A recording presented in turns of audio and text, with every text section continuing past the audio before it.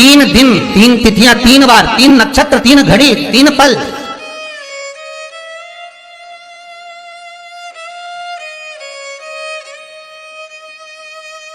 जिसमें बाबा शूल भी धारण करते हैं, और शूल अकेले धारण नहीं करते महाराज। जो धतूरा होता है ना, दर्शन करें धतूरे के कांटे कांटे सा होता है धतूरा, तो वो धतूरे के साथ में बाबा शूल धारण करते हैं। बेलपत्री के शूल को, ये बहुत बहुत आनंदमय कथा है महाराज जी। जिसके जीवन में हमेशा कांटे ही मिले हैं। बेटी बड़ी हुई तो घर में मायके ने दुख देखा, और मायके से गई ससुराल में तो ससुराल में दुख देखा। ससुराल में भी दुख देखने के बाद में भी पति को बहुत कुछ काम खुलवाया, बहुत धंधे खुलवाए, नौकरी लगवाई, और वो पति बार बार छोड़कर आ गया, बार बार तकलीफ भोग रहा है, बार बार कष्ट भोग रहा है। फिर थोड़े दिन काम करता है, थोड़े दिन छूट जाता है, फिर व्यापार में बढ़ता है, फिर छूट जाता है, फिर कोई दुकान खुलवाई, थोड़े दिन अच्छी चली, फिर वापस वहीं घर पर आकर बैठ गया। अर्थात उसके जीवन में वो शूलता चल रही है। तो बाबा देवाधिदेव महादेव कहते हैं, ये 3 घड़ी, 3 पल, 3 नक्षत्र, 3 समय, 3 दिन में जो शूल मुझे समर्पित करता है, उसके जीवन से मैं शूल हटा देता हूं। वो 3 दिन लिखे स्कंद पुराण में।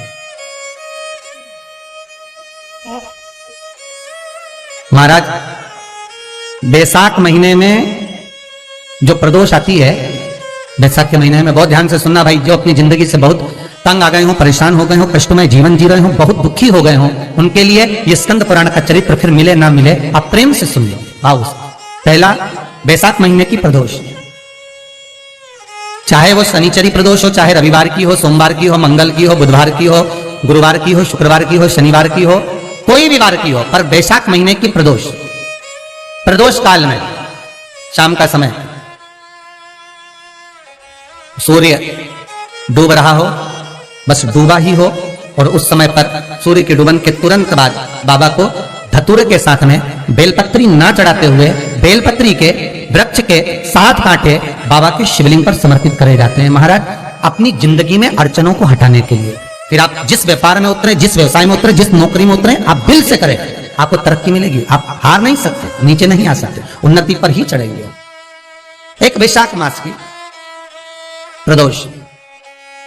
दूसरा, शिवरात्रि के दिन मध्याह्न का समय महाराज, जो बड़ी शिवरात्रि होती है माघ की, बड़ी शिवरात्रि के अंतर्गत मध्याह्न का समय, दोपहर के ठीक 12 बजे, चाहे फिर वो कोई भी दिन हो महाराज, शिवरात्रि जिस दिन पड़ रही हो, उस दिन भी धतूरे के साथ बाबा को 7 कांटे बेलपत्री के वृक्ष के समर्पित होते हैं महाराज। इसमें आप ये वाले जो कांटे हैं, जो शिवरात्रि के दोपहर 12 बजे वाले हैं, अगर कोई मदिरा पीने वाला हो, व्यसन में डूबने वाला हो, कोई जुआ खेलने वाला हो, कोई गलत वैश्यावृत्ति करने वाला, या अपने मार्ग से विचलित कोई व्यक्ति है, उसके लिए भी ये कांटे बहुत काम आते हैं महाराज। दूसरा, पार्वती, तेरे द्वारा तेरे नयन अश्रु से जो प्रगटा हुआ बेल का वृक्ष है, द्वितीय शूल मैं वहां धारण करता। तृतीय शूल, तीसरा शूल जो वर्णन करा गया महाराज, भगवान श्रावण के महीने में जो भी दूसरा सोमवार पड़े, जो भी पड़े, श्रावण के महीने का जो दूसरा सोमवार होता है, उस दूसरे सोमवार में रात्रि के समय पर, अर्थात शास्त्र अब घड़ी और पल का स्मरण करेंगे तो रात्रि के बजेंगे 10 से 12 बजे महाराज, 10 से 12 के बीच में धतूरे के साथ बाबा को शूल समर्पित होता है महाराज। ये भी हमारी बाधाओं को, हमारी तकलीफों को, व्यापार व्यवसाय के लिए, नौकरी सर्विस के लिए, बहुत सारे एग्जाम में आप बैठ लिए, गवर्नमेंट एग्जाम के लिए बैठ लिए, नहीं हो रहा, ये 3 बार मेरे शंकर को बेलपत्री के वृक्ष के शूल समर्पित होते हैं, उसका आनंद पाना और उससे अपने को सुख प्राप्त करना। कि बाबा भोलेनाथ जी के नयन अश्रु से जो प्रकट हुआ वो रुद्राक्ष का पौधा है, माता पार्वती के नयन अश्रु से जो प्रकट हुआ वो बेलपत्री का पौधा है, और उमा और महेश, जिस महेश के वंशज है महेश्वरी, जिनकी 12 खाम प्रगटी है भगवान महेश के द्वारा,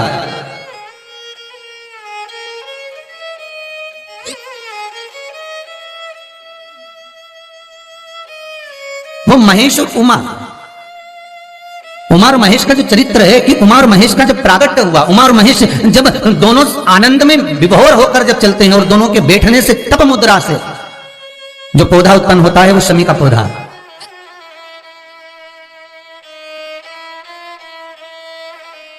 शमी का पौधा, तो एक बात ध्यान रखिए, शिव जी के द्वारा जो निर्मित हुआ उसमें कोई शूल नहीं है, उसमें कोई कांटे नहीं है। पार्वती के द्वारा जो निर्मित हुआ बेलपत्री का पौधा, उसमें कांटे हैं। और पार्वती के मिलन से भी जो उत्पन्न हुआ है शंकर के साथ में, उसमें भी कांटे हैं।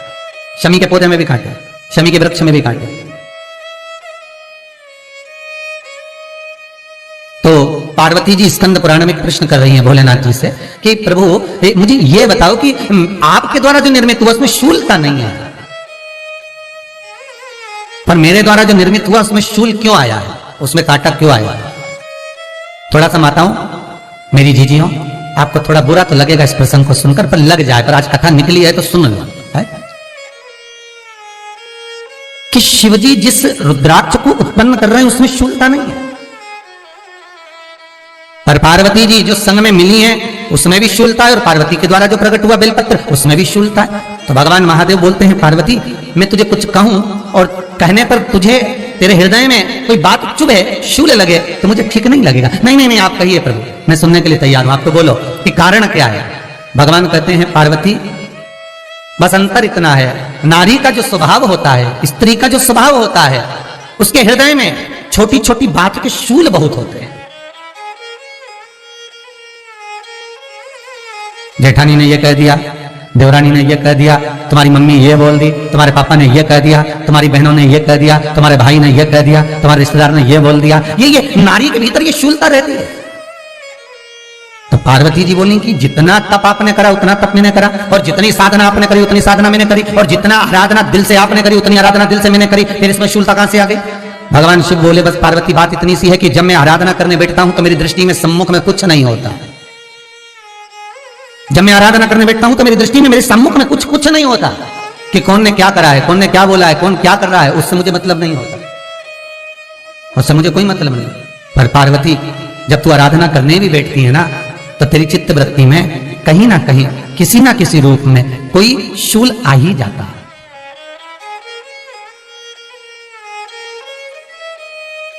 कई माताओं की आदत देखी साहब, भगवान की सेवा करने बैठी है तो भी भीतर थोड़ा सा शूलता भरी हुई है। महाराज बताओ, इतने सारे भगवान इकट्ठे कर लिए, मैंने बोला था बहू से कि वहां रख लेती है, बताओ इतने सारे यहां पर लाकर रख दिए हैं, अब इसकी सेवा करना पड़ रही है, अब ये करना पड़ रहा है।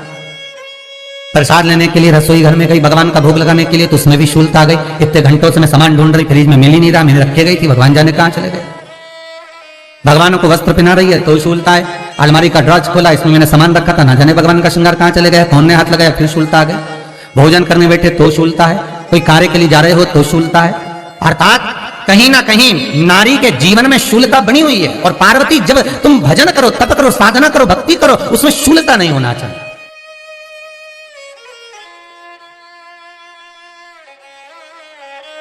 पार्वती जी ने कहा, भोलेनाथ तो क्या आप मुझे स्वीकार नहीं करेंगे बेलपत्री के रूप में?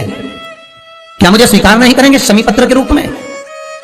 पद्म पुराण, स्कंद पुराण, लिंग पुराण, नर्मदा पुराण और शिव महापुराण, ये सारी पुराणे वर्णन करती है। पार्वती जी का खंड आनंद वर्षक कर रहा है, वर्णन कर रहा है। पार्वती खंड वर्णन कर रहा है, सती खंड वर्णन कर रहा है, उमा संहिता वर्णन कर रही है। क्या आप मेरा यह बेलपत्र का स्वरूप आप धारण नहीं करेंगे? इसमें शूलता इसलिए भगवान कहते नहीं नहीं, धारण तो करूंगा पर शूल धारण नहीं करूंगा, मैं शूल धारण नहीं करूंगा। मतलब बेलपत्री में जो कांटे लगे रहते हैं बेलपत्री की, उस डाली के अंदर जो कांटे शूल रहते हैं, भगवान शिव वो धारण नहीं करते। आप उस बेलपत्री को आप बड़े प्रेम से, आनंद से पत्ते को निकाल लीजिए, तोड़ लीजिए, उतार लीजिए, और फिर भगवान को वो प्रेम से समर्पित करो तो भगवान स्वीकार करना। पर भोलेनाथ, ये बेलपत्री का जो वृक्ष है मेरे नयन अश्रु से उत्पन्न हुआ है, मेरे द्वारा उत्पन्न हुआ है, फिर तो इन कांटों की कोई महत्वता ही नहीं है, इन शूल की कोई महत्वता नहीं है। पार्वती केवल